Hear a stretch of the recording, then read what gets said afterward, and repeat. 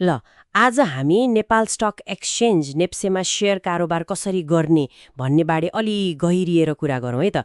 हामीसँग केही जानकारी छ जसले यो पुरै प्रक्रियालाई चरण चरणमा देखाउँछ। हाम्रो कोसिस के हो भने नेप्सेमा छिर्न चाहनेलाई यो बाटो अलि सजिलो बनाइदिने। त्यसो भए सबभन्दा पहिला सुरु गरौँ डिम्याट खाताबाट। यो त एकदमै बेसिक कुरा भयो होइन? एकदम।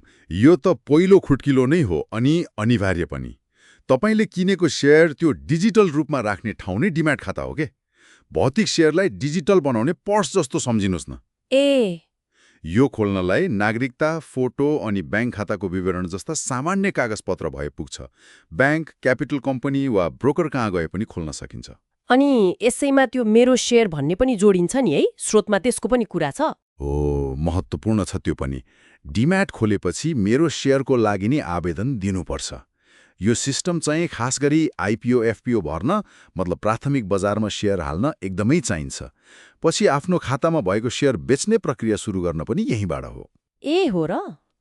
यसले गर्दा शेयर आवेदन दिने, परे नपरेको हेर्ने, बेच्न अर्डर गर्ने काम कति सजिलो भएको छ। ल ठिक छ, डिम्याट भयो, मेरो शेयर पनि भयो। अब पालो सायद ब्रोकरको होला। दोस्रो बजारमा जान त ब्रोकर चाहिन्छ भन्ने सुनिन्छ नि। बिल्कुल। तपाईँ हामीले सिधै नेप्सेमा गएर किनबेच गर्न मिल्दैन। त्यसैले नियामक निकाय मतलब सेबोनबाट अनुमति लिएको कुनै एउटा ब्रोकर कम्पनीमा खाता खोल्नै पर्यो। उनीहरूले नै हाम्रो लागि किनबेच गरिदिने हो।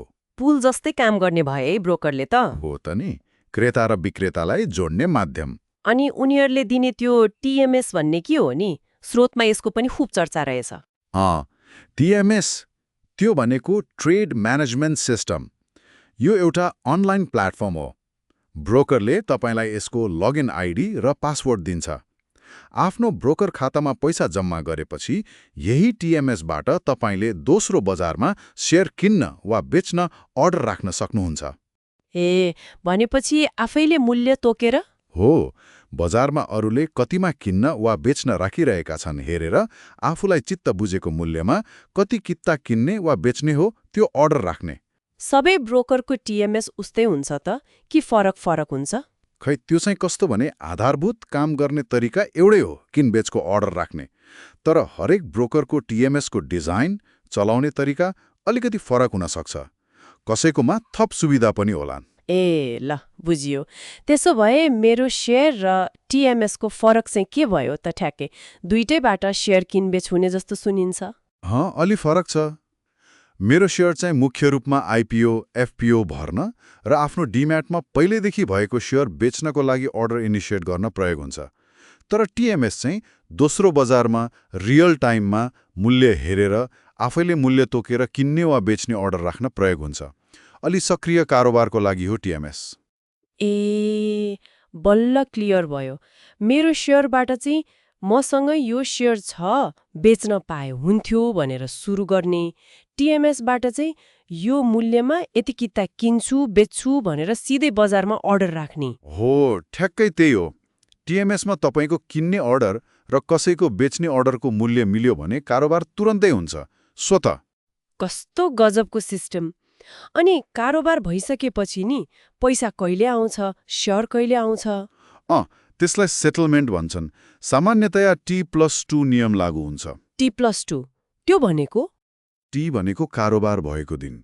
त्यसको मतलब कारोबार भएको दिन बाहेक अरू 2 कार्यदिनभित्र तपाईले किन्नु भएको छ भने शेयर तपाईको डिम्याटमा T+2 मा आउँछ। बेच्नु भएको छ भने पैसा तपाईको बैंक खातामा T+2 मा आउँछ। ए 2 दिन लाग्ने रहेछ।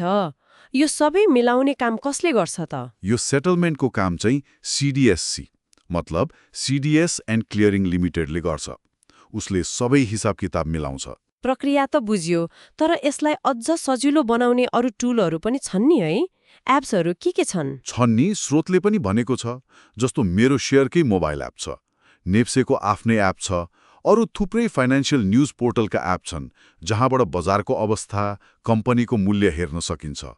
अनि पैसा लोड गर्न वा झिक्नका लागि कनेक्ट आइपीएस जस्ता भुक्तानी प्रणालीहरू एकदमै उपयोगी छन्। हो त नि, आजकल त सबै अनलाइन भइसक्यो।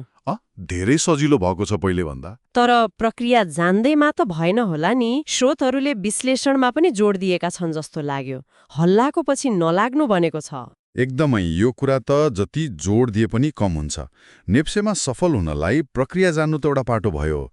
मुख्य कुरा त कुन कम्पनी राम्रो हो, कति मूल्यमा किन्दा ठिक हुन्छ भनेर छुट्याउन सक्नु पर्यो नि। हो त नि। त्यसको लागि कम्पनीको आधारभूत विश्लेषण जस्तो कम्पनीले कति कमाउँछ, नाफा कस्तो छ, व्यवस्थापन कस्तो छ, भविष्य कस्तो देखिन्छ त्यो हेर्नु पर्यो। अनि प्राविधिक विश्लेषण पनि शेयर मूल्यको ग्राफ हेरेर प्याटर्न बुझ्ने, त्यसले पनि मद्दत गर्छ। हल्लाको भरमा साथीले भन्यो भन्दैमा किन्नु चाहिँ भएन। बिल्कुलै भएन।